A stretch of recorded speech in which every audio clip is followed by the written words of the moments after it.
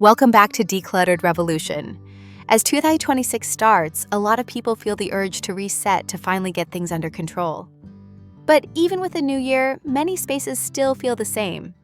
Not messy exactly, just never quite finished. That's usually not because you didn't try hard enough last year. It's because certain habits and decisions quietly carried over without ever being questioned. In this video, we're breaking down the patterns that keep your space from ever feeling done, so 2026 doesn't turn into another year of starting over.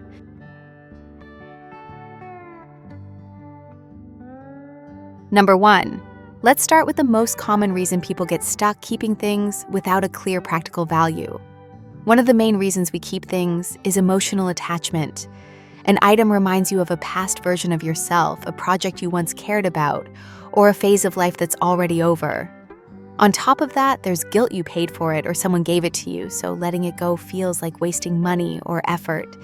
And then there's the fear of lack, the thought that you might need it someday, even if that day has never actually arrived. From a practical point of view, this creates real problems. When items stay without a clear role, they take up space and add visual and mental clutter. Every time you see them, your brain has to reconsider the same unfinished decision. Over time, this builds stress and decision fatigue, and it becomes harder to fully finish organizing anything because too many things remain unresolved. A simple way to change this is to shift how you decide. Instead of asking whether you should keep something, ask, if I didn't already own this today, would I choose to buy it again? If the answer is no, that item no longer serves your current life. Apply this one item at a time in one small area. Clear decisions reduce clutter, and clear decisions are what allow you to actually move forward instead of staying stuck. Tomorrow, we'll continue with more practical tips like this so you can start making clearer decisions without overthinking. Don't miss the next one. Up next is tip number 2, where we'll talk about why frequency of use matters more than intention.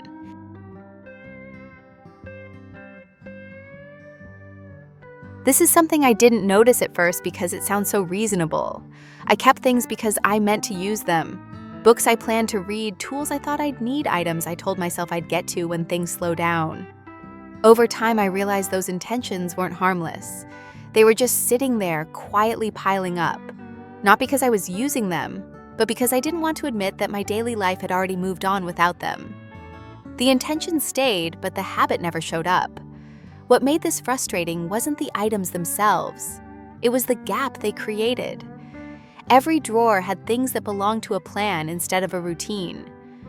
I'd open a space and feel like nothing quite fit, even though it was full. Organizing took longer, not because there was too much stuff, but because too much of it didn't belong to how I actually lived. What helped was shifting away from intention entirely. I started giving priority to what already had a place in my day. Things I naturally reached for, used without thinking, and put back easily. Items that only existed as future plans stopped competing for space. Once I made that shift, my space became easier to manage, and finishing felt possible again. And when intention is no longer the reason things stay, another pattern becomes easier to spot items kept. Just in case, start standing out much more clearly, which is where we'll go next.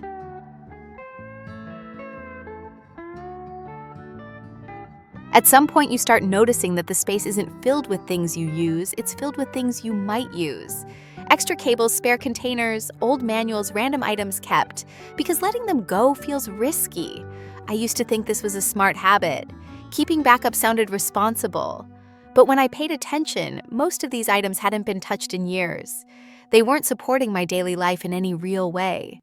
They were just staying because I had never clearly decided otherwise. What made this pattern hard to deal with was how quietly it spread. One item didn't matter, neither did the next. But together they took over drawers and shelves meant for everyday use. Things became harder to find, harder to put away, and finishing a space felt impossible because there was always a leftover group with no clear place. What finally helped was setting a limit instead of trying to predict the future. I gave just-in-case items a small, clearly defined space. When that space filled up, nothing new could stay unless something else left. That boundary forced real decisions and stopped this category from quietly expanding. After putting that limit in place, another pattern became much clearer. Some items weren't being kept for the future at all, but for a version of life that had already passed. And that's what we'll look at next.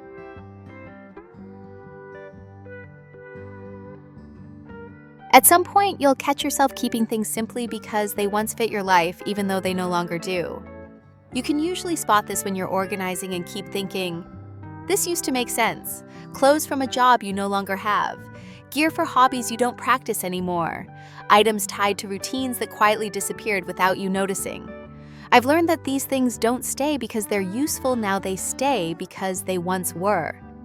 At some point, they matched how life looked. But life moved on, and the objects didn't. They kept their place, even though the routines that justified them were gone. The problem shows up when space starts working against you. Storage fills up faster than it should. Systems stop feeling logical. You're not just organizing your current life, you're also making room for a version of it that no longer exists. That's why decisions feel heavier and progress feels slower. What helped was treating my space as something that supports how I live now. I started prioritizing items that actively fit into my current routines and letting go of things that only made sense in the past. Once everything pointed in the same direction, organizing became simpler, and the space finally felt aligned instead of conflicted. After that shift, another issue becomes easier to notice. Even items you use regularly can create friction when they're stored in the wrong places. That's what we'll move into next.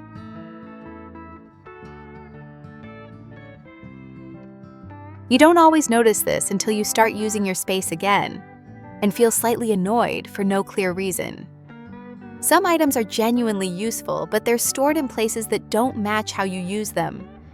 Things you reach for every day are tucked away behind rarely used items. Meanwhile, objects you barely touch sit right at the front, simply because they've always been there. What this creates is constant friction. You have to move things around just to get to what you need.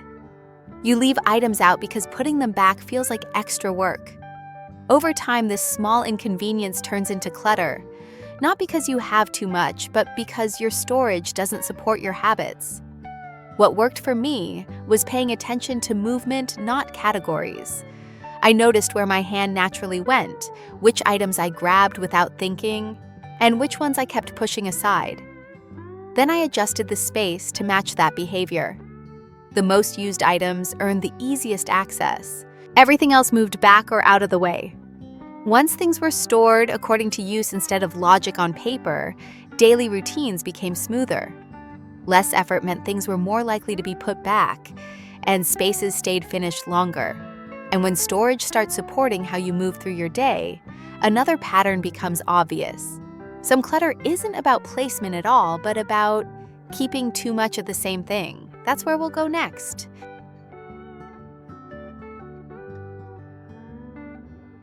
It usually becomes obvious when simple things start taking longer than they should. You open a drawer, hesitate for a second, then realize there are several versions of the same item doing the exact same job. I didn't think this mattered at first. Extra mugs, extra notebooks, backup containers, none of them felt excessive on their own. But living with them every day made things slower. Choosing took longer. Putting things away felt messy. Nothing ever felt fully settled even after organizing. Over time, I noticed that duplicates don't just take up space, they create noise. Each extra option competes for attention, even in small moments. That's when drawers start feeling crowded and surfaces stop staying clear, not because there's no system, but because too many items are trying to be the main one. What helped was simplifying the choice. I kept the version I naturally reached for and stopped letting the rest compete for space. Once there was a clear default, decisions became automatic. Things went back where they belonged, and the space started holding its shape instead of constantly drifting back into clutter. With duplicates reduced, another pattern becomes easier to see.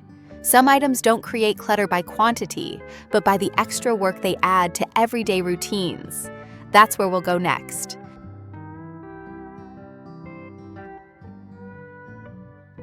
There's a point where you realize certain things make your day harder, not better.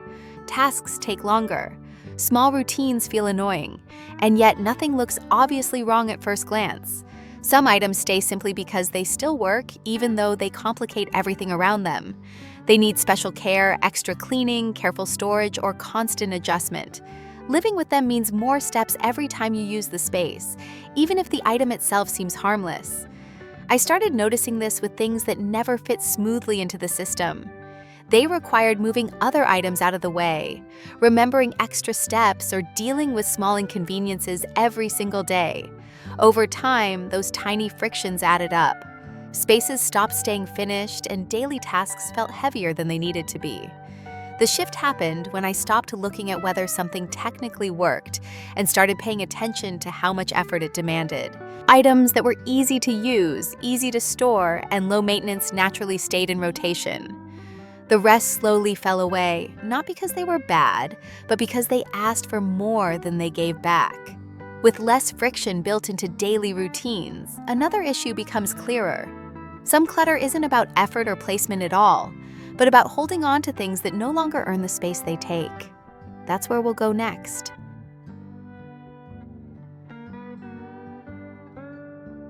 Over time, some items don't feel heavy because of what they are, but because of what they require from you.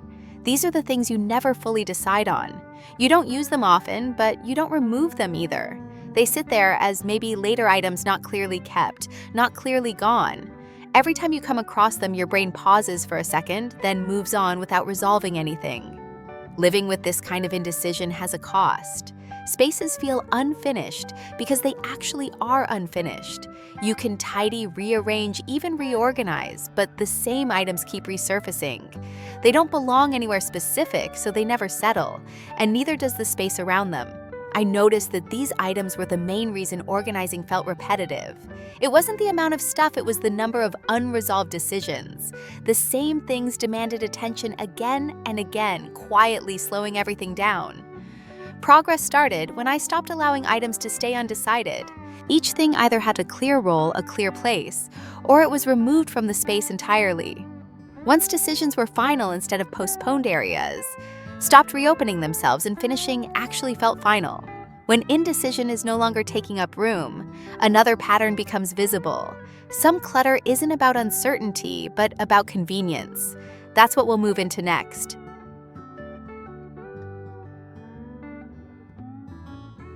It often starts with small shortcuts that feel harmless. An item gets left where it doesn't belong because it's easier. Something stays simply because removing it would take a few extra minutes you don't feel like spending. Over time, convenience becomes the reason things stick around.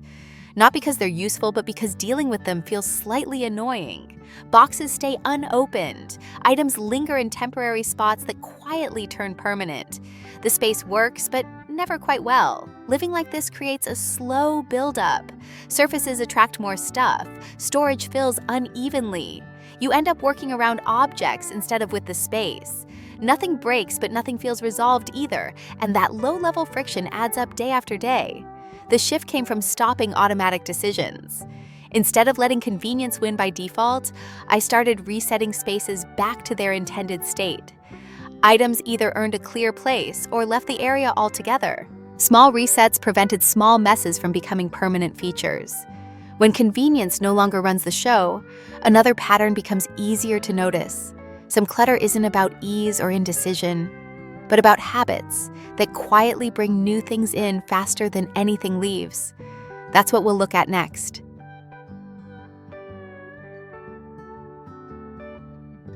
It becomes noticeable when spaces don't stay clear, even though you've already spent time sorting them.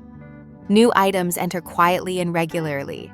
Free samples, small purchases, replacements bought too early, things picked up just in case. None of them feel significant on their own, and that's exactly why they slip past your attention.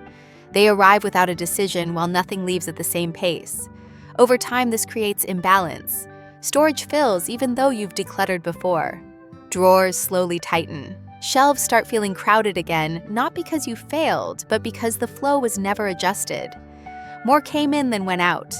I started seeing that organizing wasn't the main issue, intake was. Without noticing, I was adding faster than I was removing. Once I became aware of that pattern, it changed how I treated new items. Things didn't automatically earn a spot anymore. Space became something to protect, not something to keep squeezing. With fewer things entering by default, another pattern becomes easier to notice. Some clutter stays simply because it's been sitting there for so long that it feels invisible. That's what we'll look at next.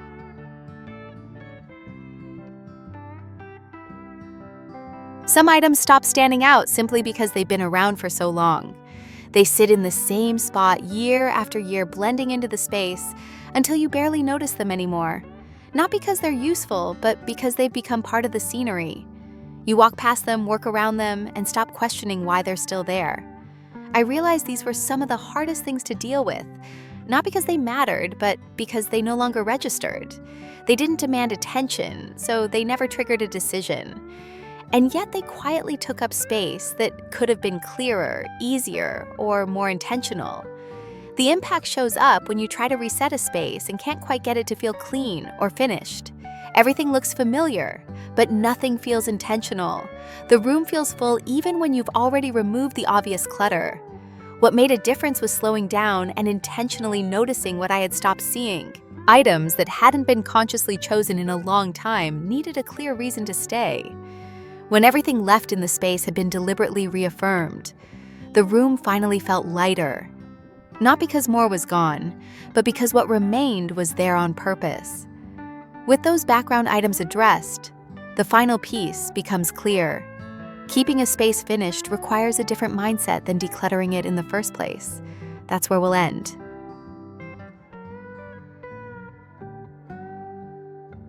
At some point, it becomes clear that finishing a space and keeping it finished are two different skills. Decluttering works when you're focused and intentional, but daily life is where things usually start slipping back in. Items get set down instead of put away. Small exceptions stack up. The space doesn't fall apart all at once, it slowly drifts. I noticed that spaces stayed finished only when the bar was simple and realistic. Not perfect, just clear enough that putting things back felt natural, not like a reset every time.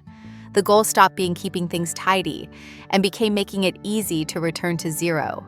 That meant fewer items, clearer roles, and less tolerance for anything without a place. When something didn't belong anywhere, it didn't stay. Not out of discipline, but because unfinished decisions were the fastest way back to clutter. When a space is set up to return to order with minimal effort, it stays usable. And when spaces stay usable, decluttering stops feeling like a recurring project and starts feeling like something that's already done. That's where everything comes together, not by removing more, but by making sure what remains is easy to live with and easy to maintain.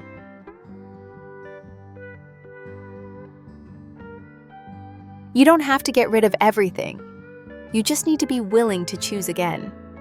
Try this with one item you've been hesitating over the most. Not a whole drawer, not a whole room. Make one clear decision and stop there.